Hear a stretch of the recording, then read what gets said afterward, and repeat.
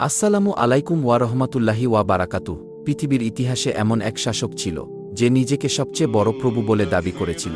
সে বলেছিল, আমি তোমাদের সর্বোচ্চ প্রভু।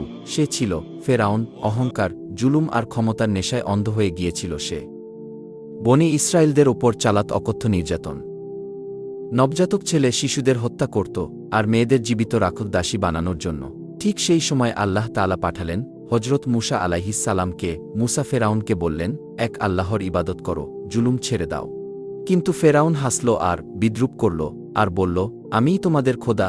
আল্লাহ তাআলা তখন একের পর এক নিদর্শন দেখালেন। লাঠি সাপে পরিণত হল, হাত উজ্জ্বল হয়ে উঠল, প্লাবন, পঙ্গপাল, উকুন, ব্যাঙ, রক্ত সবই ছিল সতর্কবার্তা। কিন্তু অহংকারী ফেরাউন তাও মানল না। অবশেষে আল্লাহর হুকুমে মুসা আলাইহি ওয়াসাল্লাম বনি ইসরায়েলদের নিয়ে বেরিয়ে গেলেন।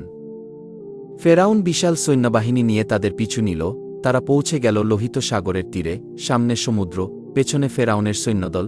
ঠিক তখনই আল্লাহর নির্দেশে মুসা আলাইহি ওয়াসাল্লাম লাঠি মারলেন সমুদ্রে। সমুদ্র দ্বিখণ্ডিত হয়ে গেল। রাস্তা তৈরি হল মাঝখানে। বনি ইসরায়েল পার হয়ে গেল নিরাপদভাবে। আর যখন ফেরাউন তার সৈন্য নিয়ে সেই পথে ঢুকল, তখনই সমুদ্র একত্রিত হয়ে গেল। ডুবতে ডুবতে ফেরাউন চিৎকার করে বলল, আমি ঈমান আনলাম বনি ইসরায়েলদের রবের প্রতি। কিন্তু তখন অনেক দেরি হয়ে গেছে। আল্লাহ বললেন, এখন বলছোস এতদিন অবাধ্যতার পর। পর ফেরাউন ডুবে মারা গেল। কিন্তু এখানেই শেষ নয়। আল্লাহ তার দেহ সংরক্ষণ করে রাখলেন, যাতে ভবিষ্যৎ প্রজন্ম সেখান থেকে শিক্ষা নেয়। আজও মিশরের জাদুঘরে সংরক্ষিত আছে ফেরাউনের লাশ। যে ফেরাউন নিজেকে খোদা দাবি করেছিল, আজ সে নিথর পড়ে আছে। দেখেন অহংকার মানুষকে কত নিচে নামিয়ে দেয়। ফেরাউন তার সবচেয়ে বড় প্রমাণ। সে ভেবেছিল ক্ষমতা চিরস্থায়ী, কিন্তু ক্ষমতা তো আল্লাহর হাতে। সে ভেবেছিল সম্পদ তাকে বাঁচাবে, কিন্তু সম্পদ তাকে বাঁচাতে পারেনি। সে ভেবেছিল সৈন্যবাহিনী তাকে রক্ষা করবে, কিন্তু সমুদ্রের এক ঢেউই তার সবকিছু শেষ করে দিল। এটা একটা জ্বলন্ত প্রমাণ। ডুবতে ডুবতে ফেরাউন চিৎকার করে বলল, আমি ঈমান আনলাম আল্লাহর উপর। কিন্তু তখন তো অনেক দেরি হয়ে গেছে, কারণ মৃত্যুর সময়কার ঈমান কোনো কাজেই আসে না।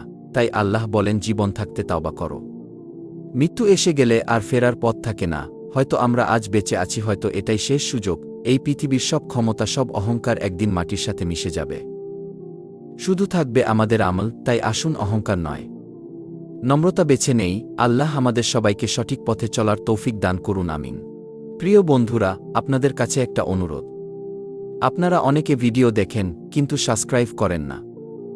বলেন তো আপনাদের জন্য কত কষ্ট করে ভিডিও নিয়ে আসি। এইটুকু কি আশা করা যায় না? শুধু একটা সাবস্ক্রাইবই তো, তাই দয়া করে একটা সাবস্ক্রাইব করে দিবেন। আপনারা সাবস্ক্রাইব করলে আমরা খুশি হই। দয়া করে সাবস্ক্রাইব করবেন, অনুরোধ রইল। সঠিক পথে ও দিনের পথে চলতে আল হিদায়াহ টিভি থাকবে আপনার পাশে। সবাই ভালো থাকুন, ধন্যবাদ।